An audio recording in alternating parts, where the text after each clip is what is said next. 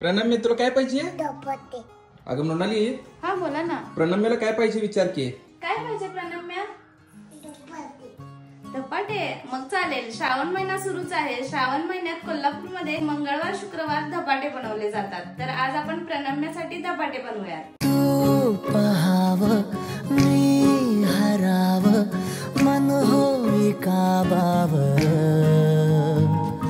मी लपाव तू झुराव होई असं का बरं घडला कधी हे समजना काही ये कसा जळली चांद